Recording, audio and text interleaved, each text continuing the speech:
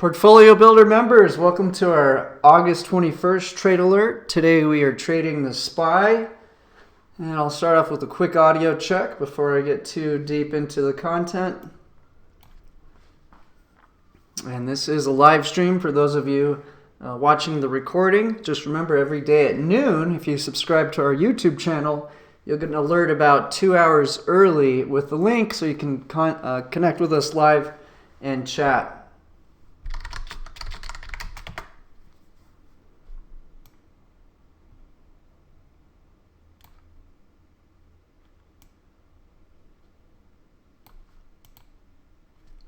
So today we'll jump into the current trade alert, look at the big picture, and talk about our plans for the rest of the week.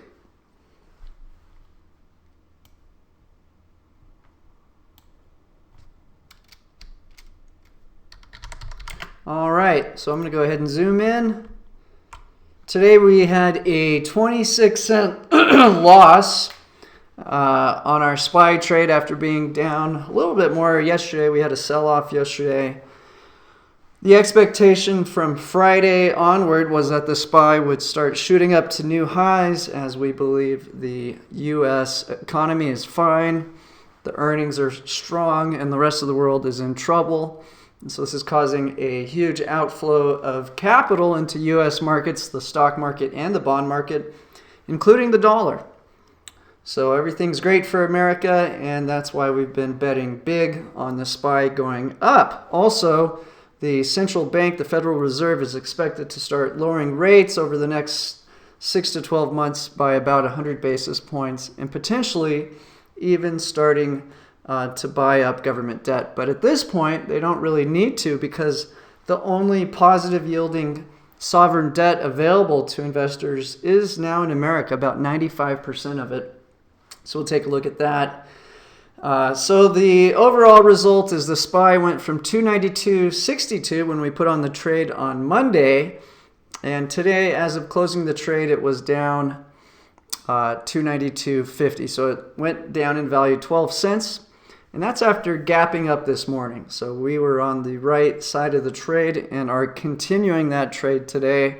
We had a very similar bet from Friday through Monday that generated a profit of 272. So over the last two trading periods, you're still up 250 total, even though we had a tiny little 26-cent loss per share over this period. Now, any minute now, actually, the FOMC minutes will be released, and I think we're going to start seeing hints that they need to drop rates, and this will continue to fuel the market bubble that we're seeing develop here in the U.S. Okay, so let's just take a look at how this trade was put on, how to get out of it for all our new members, and then we'll take a look at the bigger picture and how we're able to achieve the potential gain of around 1 to 2% a month with very low risk. Year to date, this portfolio is now up 10.37. We were up 10.45 last Monday, so a tiny little drop. And I'll show you how we've accumulated small but consistent profits 3 times a week over the past month to get from starting point of 8.9% just on July 19th, and we've climbed consistently up to 10.37 today. So we'll go back through all those trades. I do want to point out, if you have started a free trial, we've included a link right here that you can click on that goes to all our previous trade alerts. So we have everything screenshotted, documented, and here for you to go back with a fine comb, the videos, everything. So if you want to go back with a careful magnifying glass and check this all out, go for it. Okay, so let's take a look at the previous trade, how to get in and out, so we can make this very easy for people to follow. The trade started off by, we sold to open the, this is today's trade. We're going back to the previous trade alert. So this is the trade alert where we got out from the Friday trade with the 272 profit.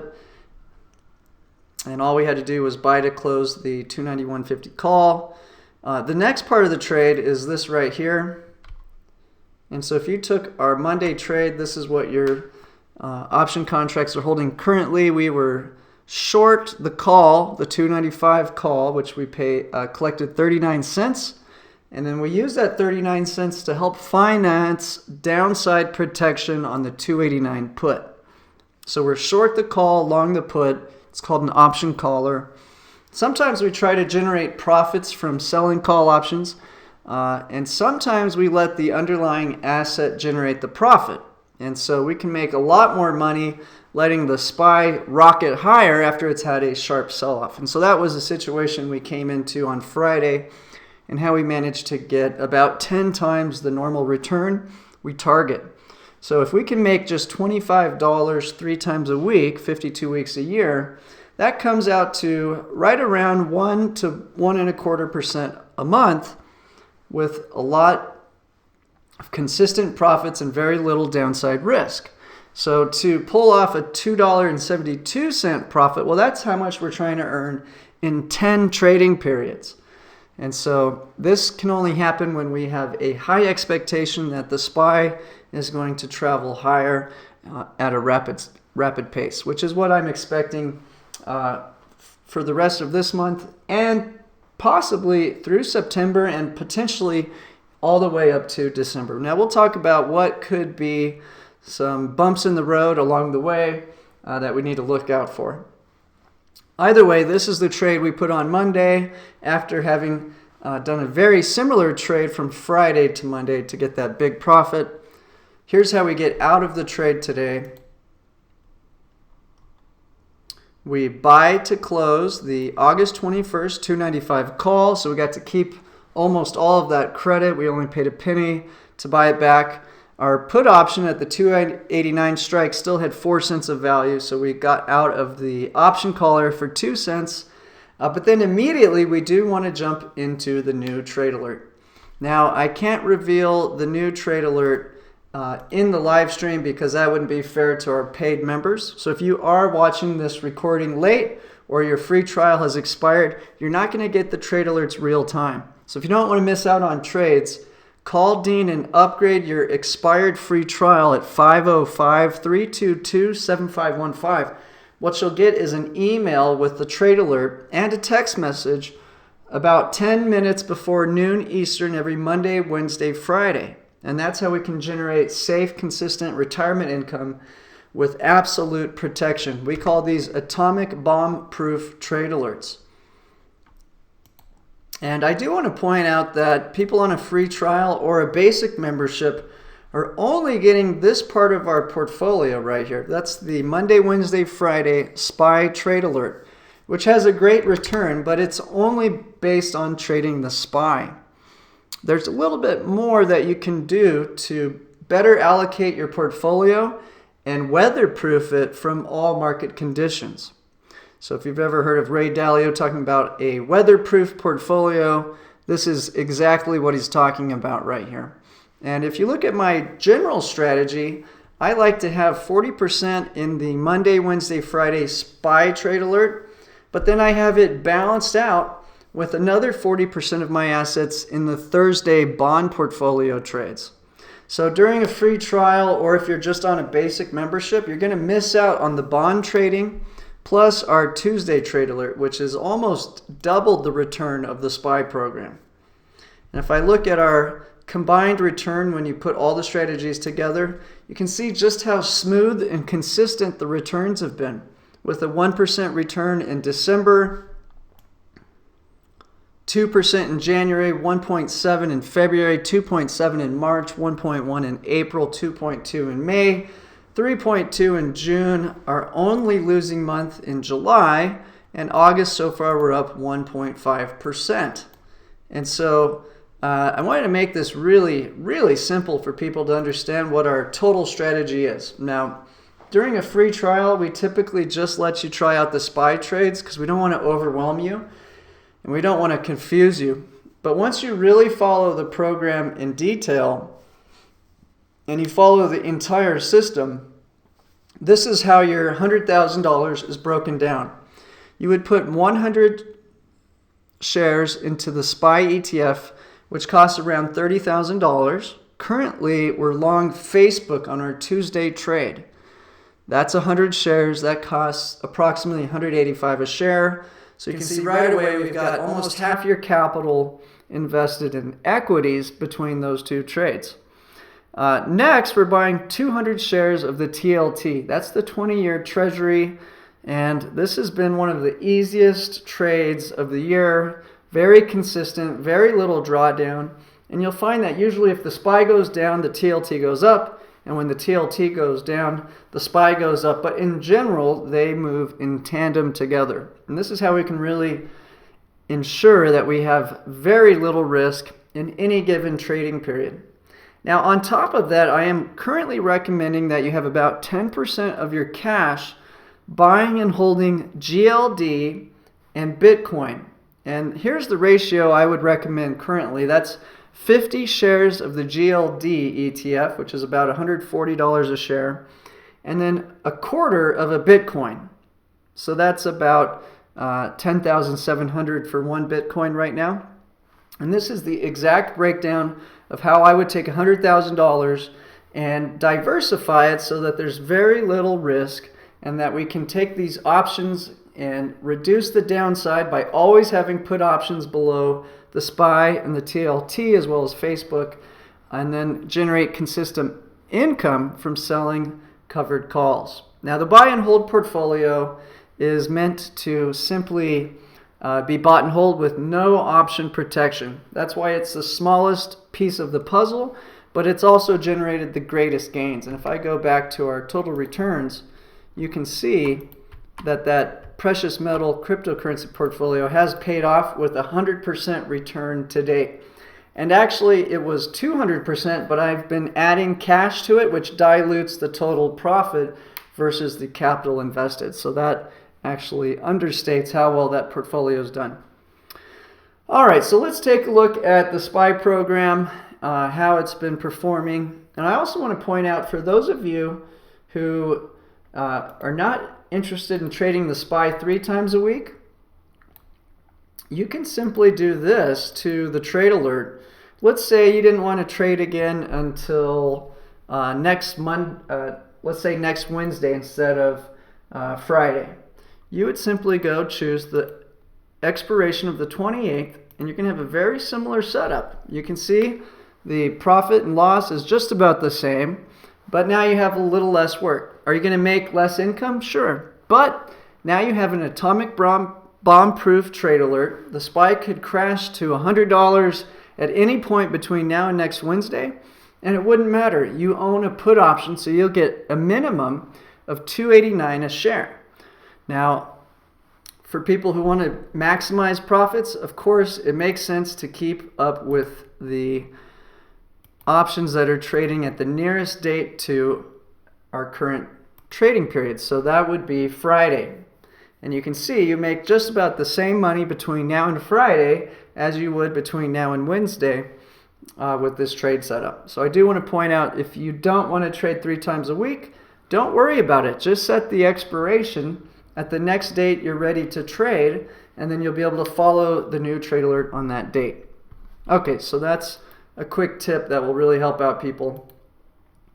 I just wanted to show off the return growth over the last several weeks so you can see what to expect. So here's going back to the trade alert on July 19th. And again, you have access to all these pages, so you can go check it out yourself, just to get a feel for what kind of profits and losses we're generating over these 2-day trading periods. So 37-cent profit.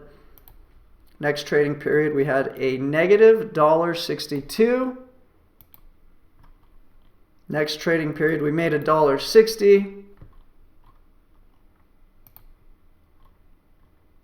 Next trading period, we made $1.38 and had made it up to a 9.38% return. Next trading period, we lost 14 cents, still at 9.34. Next trading period, we lost 12 cents.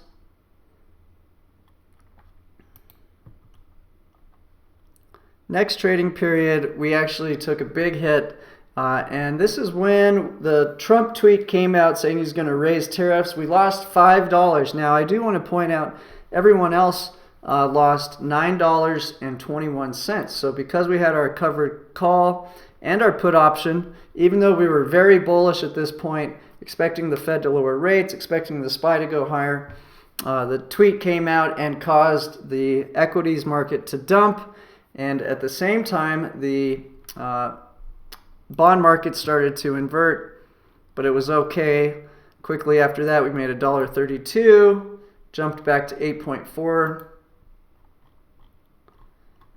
Next trade alert, we made 10 cents, climbed up to 8.6. Next trade alert, we made a loss of 59 cents, sitting on an 8.56% return. Next trade alert, we generated a profit, 51 cents, climbed up to 9.57. Next trade alert, we made 59 cents, climbed up to a return of 9.45.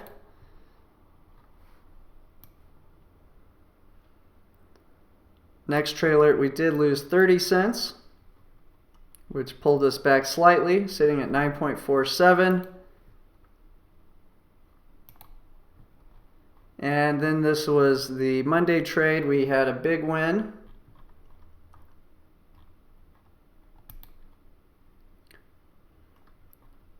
Bringing in a profit of $2.72 a share, jumping our return to 10.45. And then that brings us up to the current date where we're at 10.37%. So you can see we don't win 100% of the time, but our losses are usually smaller than what everyone else holding the SPY is. And our returns are small but consistent. And if we do look at just the SPY track record, we can see what our return has been at a month-by-month basis. 0.5% return in December, 3% in January, 2.6% in February, 1.5% in March, flat in April. We had 2 losing months in May and July. Now, if you overlap the TLT trade, you didn't have that May loss. June, we had a 3.4% return, and in August to date, we're up 1.2%. So that's a good overview of how these trades work. And again, this is all based on having multiples of 100 shares of SPY. I do want to point out it's important to make sure that you don't just own the SPY outright, because the market is so sensitive to negative news right now that it's crazy not to own a put option. So we always own a put option below our below our SPY shares, so that in the worst case scenario we have a guaranteed price we can sell our shares for. And then we let the call options generate income by selling them way above the trading price. So this allows our underlying asset to appreciate and generate profits, plus we can pull off money out of the options market. So that's a little overview of our trades as of recently and showing you how we consistently grow our portfolio. Let's take a look at the big news, what I see coming towards our portfolio in the upcoming weeks.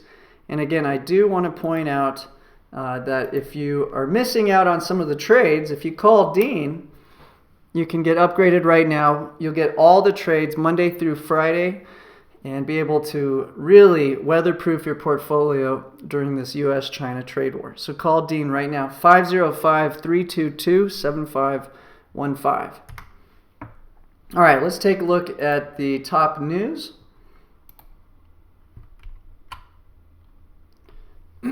So first of all, this is the basket of stocks I track the most. Facebook is our current pick for the Tuesday trade alert. Typically, I'll look at the top positions in the SPY and look at which trade looks the most profitable and promising to generate the weekly income. So right now we're playing Facebook and got in at 185. So we'll keep a close eye on that. FXI is the large cap ETF that is concentrated in Chinese banks and construction companies. Now, when the market's traveling higher, I don't like to try to short FXI, but when we're having a general sell-off, that's when we try to get some extra profits on our Tuesday trade by playing put options on FXI. And so we just had some pretty considerable wins last week, and we'll continue to play this trend as the trade tensions do heat up. GLD is part of our buy and hold portfolio, and it's also something we've been buying call options on in our Thursday trade alert. So we've been taking the safer asset, the TLT, buying a put option below it, and then selling call options for income, and then taking part of that income and putting call option bets on GLD. That's been very profitable and allowed us to essentially double our income on the Thursday play quite consistently. Gold is Stanley Druckenmiller's largest specific gold stock he owns, and we've also been playing some call options on it and NEM. So last week was NEM for the Thursday call option. This Thursday expected to be on GOLD.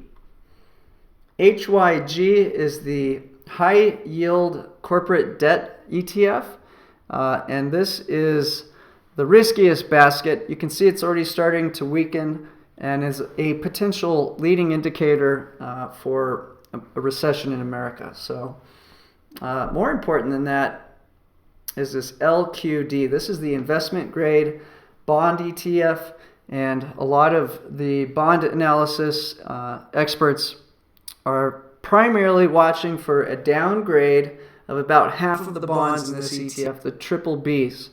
So companies like General Electric, AT&T, there's a handful of them that have an enormous amount of debt that they believe could be downgraded and could cause a sharp sell-off and problems in the credit market. So we know most of the buying of the U.S. equities has been from corporate buybacks.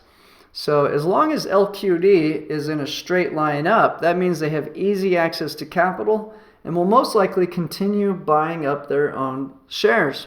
So that's why we have a lot of confidence in the SPY ETF at this point in time, despite seeing the rest of the world go into negative debt, yields on their sovereign bonds, and starting to see recessions in Germany, China's slowing down, Europe's a mess.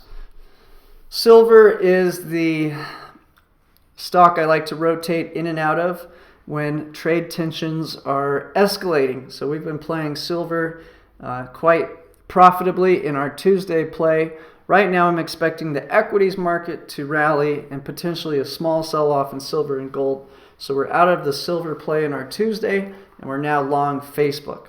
And so we'll look at what the potential hiccups are in the future. SPY ETF, I do believe, is on track to break into new highs in the upcoming weeks because of the expectation that the central bank, the Fed, will lower rates and start hinting at the next round of QE.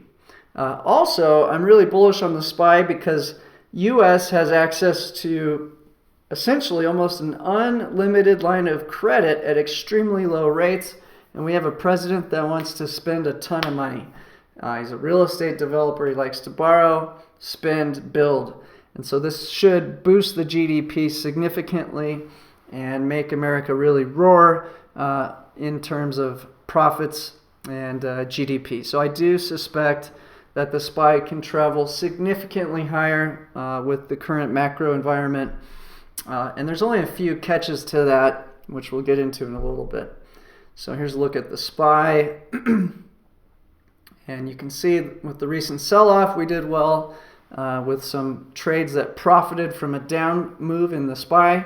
But as soon as we saw the support come in, we flipped the switch to being long the SPY and have been enjoying some nice profits on that.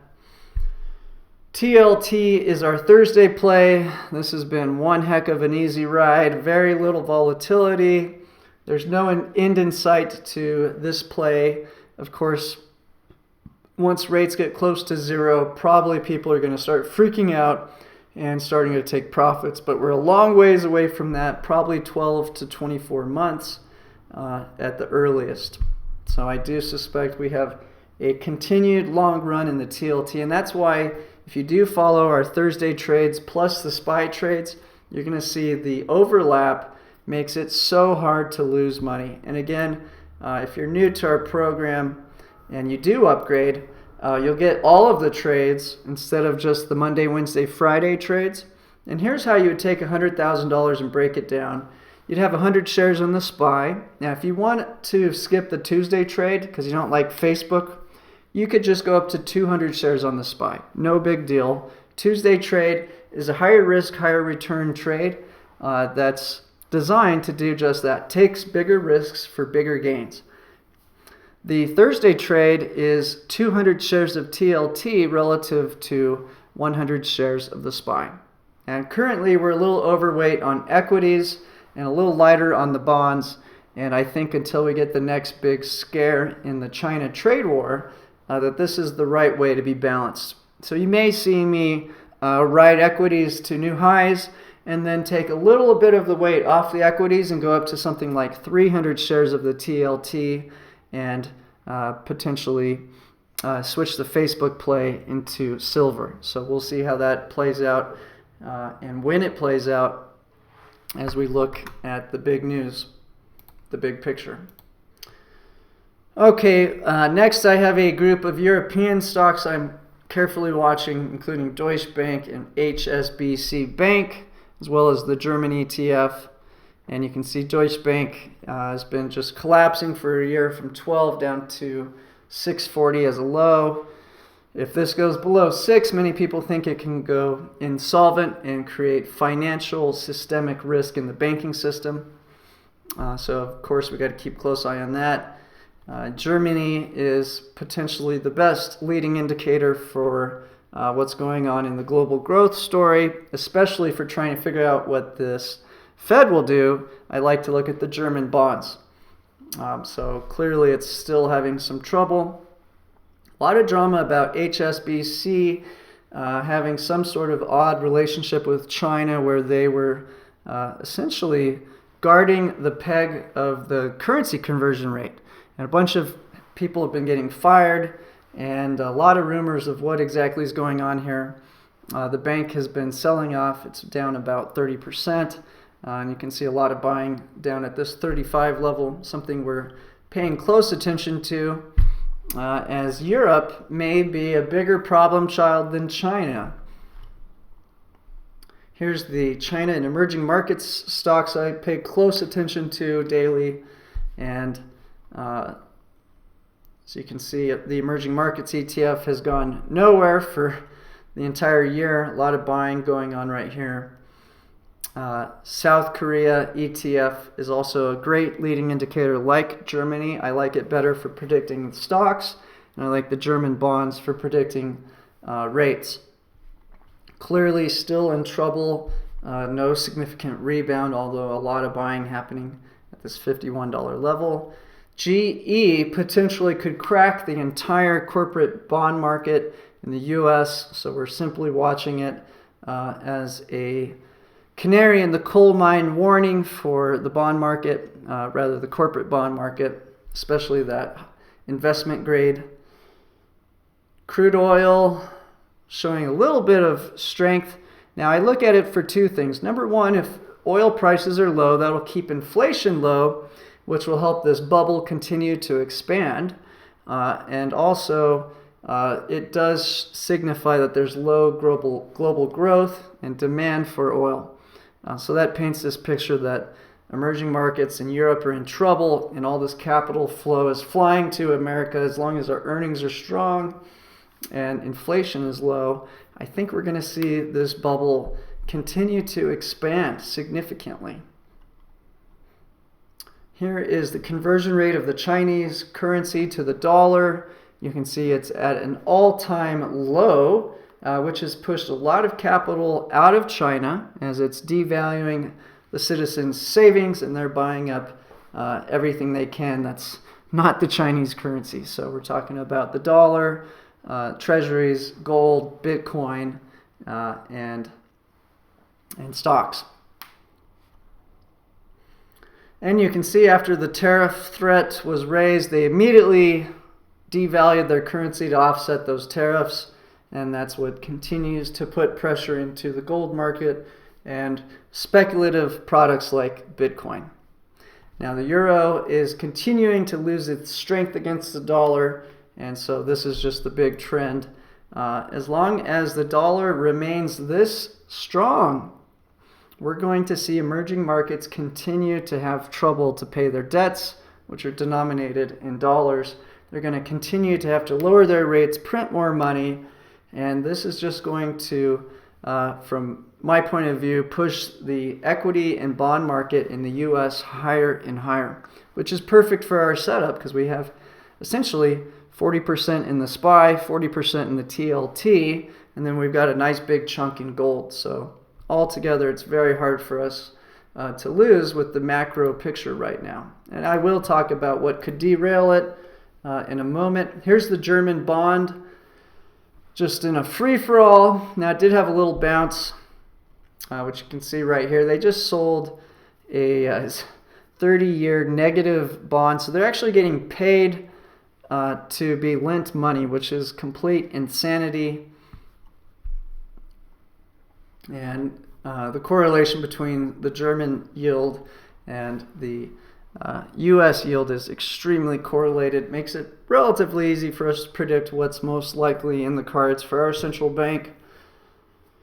Trump is all over the news, pushing the Fed to lower rates. We should know by September 18th if they're going to do that. Trump was saying that 100 basis points spread out over a period of time would make him happy. We'll see what they really do. Right now we have all the CTAs flooding back into the SPY after that most recent sell-off.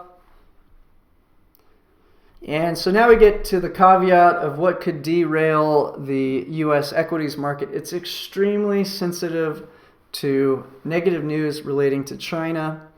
And so we're seeing President start to tease President Xi about Hong Kong and mentioning the word Tiananmen Square. That's a huge no-no in the public relations between U.S. and China. And I don't think any president has mentioned that in the last 3 decades.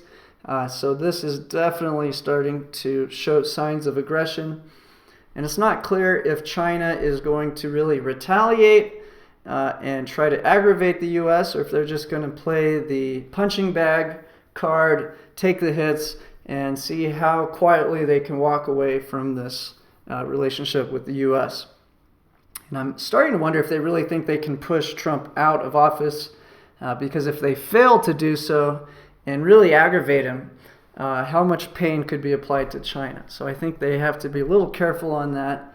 And I think at the end of the day, they're going to be happy trying to decouple with America and simply build their Belt and Road initiative and take over that landmass. So that's why following the news on Hong Kong, Taiwan, and relations between Vietnam and all these little countries around China are very critical right now.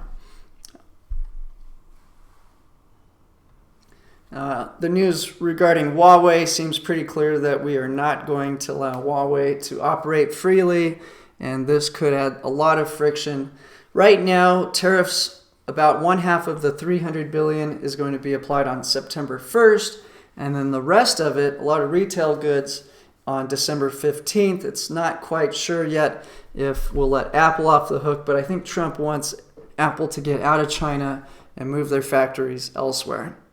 And so most likely we're going to see the U.S. really start to slowly move everything over to this hemisphere, take advantage of South America, Mexico for manufacturing, and I think China will take their more closed communist system and use it to dominate their surrounding territories. That seems to be what both parties want to do if they can't reach an agreement. It does not seem like China wants an agreement, and it's just trying to slowly take the hits and take advantage of the situation as long as they can. Here is the high-grade corporate bond debt just rocketing higher and higher. As long as corporations have access to free capital, they're going to keep buying back their stocks.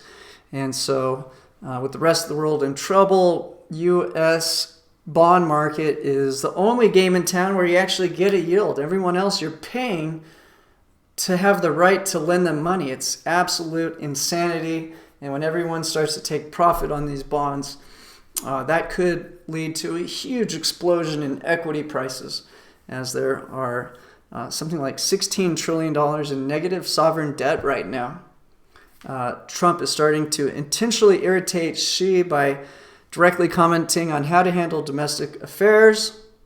Here's the quote: "I think it'd be very hard to deal if they do violence. I mean, if it's another Tiananmen Square," Trump told reporters in New Jersey. "I think it's just a very hard thing to do if there's violence." So the protests in Hong Kong are now over 2 months in length. Their GDP is crashing. People are shorting the Hong Kong currency and stock market. And so this is very interesting and could be the black swan that no one's really predicting. Here's just a funny joke making fun of Elon Musk. President China Xi Jinping: "I'm considering buying Greenland for $420 billion, funding secured." So that was the Tesla tweet. Beijing has confirmed the detention of a UK consulate worker. So are they starting to hold people hostage? The Canadians have Huawei's daughter, the CFO. So this is quietly unfolding. The Fed minutes in July will be published at 2 p.m. Eastern Time today, so that's coming up in a few hours. That could be a nice boost for stocks. And we have a speech on Friday. They're all at the Jackson Hole, but the real planned meeting is not until September 18th. So China has actually told us that they're going to retaliate on the tariffs as they come in place. So I'm expecting potential volatility around September 1st, as well as around December 15th. Now we'll see how aggressive they want to be. To date, they've mostly just reacted to things we've done by devaluing their currency and applying tariffs on the opposite direction, which really is not that big of a deal. Nothing big to really aggravate America. So if they continue to do that, we may just have a nice long 2 to 3 month rally in equities that can push us to new highs. So we'll see. We'll just have to watch how aggressive China gets. That's the one thing I think can derail the U.S. markets, would be creating fear over the U.S.-China. The news has been going absolutely nuts when the yields inverted. I think they've uninverted on a lot of them already, but you can see the news and media has been talking about recession nonstop, and you can see the Google search for recession skyrocketed.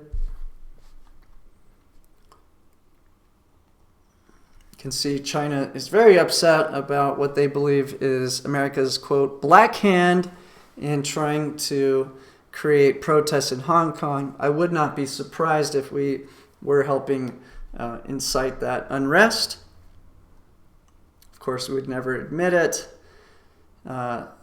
Trump talking about how the media is pushing this U.S. recession. And then this morning we get all the great news from the retailers. And if you think about it, if we are creating enormous deficits, fueling it through the government, of course we're going to have a lot of money to go spend and keep our GDP high. So the debt continues to grow and the GDP numbers continue to look strong. Kyle Bass is a good Twitter person to follow if you want all the negative news related to China. As scary as $17 trillion of negative yielding debt might sound, virtually all of these bondholders are sitting on pretty massive, in some case, double-digit unrealized capital gains. The real scary bit comes when this number falls back to zero. Okay, so he's talking about when everybody sells their bonds, what's going to support that? Well, that's when the central banks are going to have to come in there and get all these investors out. They'll take their nice profits, likely rotate into stocks.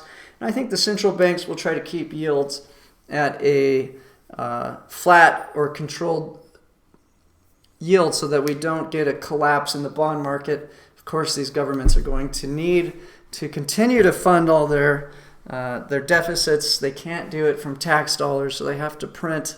They use the secret tax, and this is why I think equities could be in for a huge run-up, as well as gold. And still, the bond market, at least in the U.S., has a lot lower to go. It could quite likely go to zero or potentially even negative in the next 12 to 24 months as this tension between the U.S. and China continues to grow. Now, the lower rates are finally making their difference in the real estate market. We're seeing people starting to buy homes again, and that was after 16 months of negative returns on the existing home sales year over year.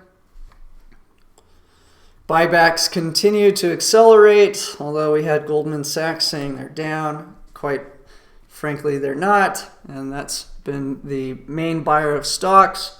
Here's some good YouTube videos you guys can study. Peter Schiff, of course, he's always interested in pushing the hyperinflation buy gold scenario.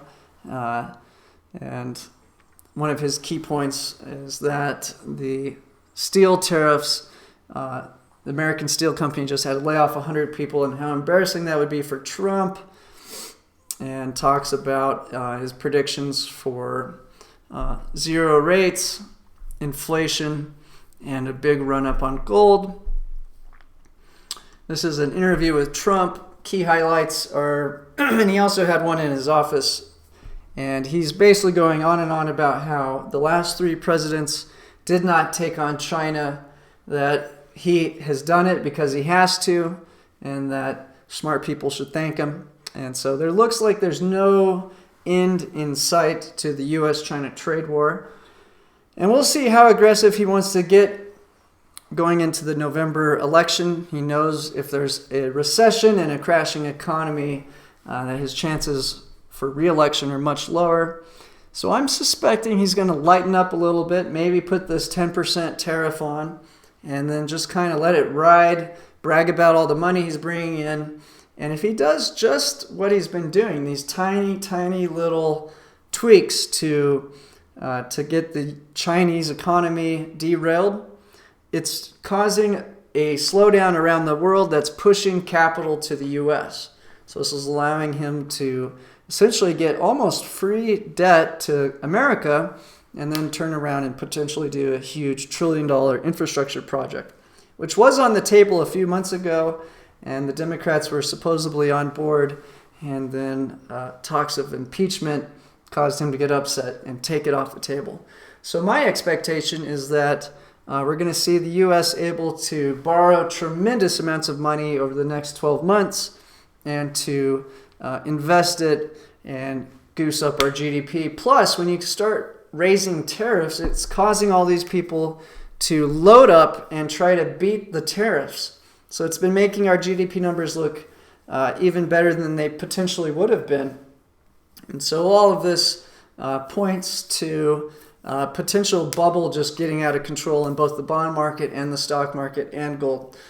Now, the funny thing is, if a trade war was to de-escalate, we would definitely have to change our strategy. And so we'll talk about that if that does start to develop. The key thing to look for is, will the Chinese buy agricultural products? I think that would be enough for Trump to be happy and to give some concessions to China. So we'll see. If that develops, we would certainly have to change our outlook on the precious metals and the bond market, and most likely focus on the equities in that case. Now, if we continue with this sort of just in between, it's not escalating, it's not de-escalating, it's just gradually, slowly being introduced, that's what has caused this current setup, and I think we'll continue to do it. And now, on the other hand, if the Chinese start to retaliate and get aggressive, or if Trump starts to get overly aggressive, then I would think that equities are in for a sell-off and load up on our bonds and gold position. So those are the big things to keep a lookout for. This guy's name is Main Street for Wall Street. He's got a great YouTube channel. His main thing is pointing out negative news, and he does a great job at it. A lot of drama with HSBC. Supposedly they were essentially financing the Chinese currency conversion against other currencies, and they had to pull out, and a lot of drama around this, people getting fired. Mike Pompeo talks about all the risks of Huawei and pretty clearly says there's no way America's going to let Huawei have anything to do with the western part of the world. So that is definitely negative in the U.S.-China negotiations. And that's a wrap. So that's our overview of the markets, the most important content to look at, the charts. And again, if you want to follow all of our trade alerts instead of just the SPY, you need to upgrade. And you can be really weatherproof. And you can see, depending on what happens in the China trade war, we might move some capital out of equities into the bond and gold market. Or on the other hand, if the trade war were to de-escalate, we need to get out of precious metals and bonds and load up on equities. And if everything remains uncertain like it is right now, this current allocation is a very safe way to ride it. We do have a webinar coming up for our paid members in about 15 minutes, so we will end this short. And for our freebie folks, the Thursday webinar is tomorrow at the same time, so try to join us for that. And again, if you want to upgrade, get our full trading plan, call Dean 505-322-7515.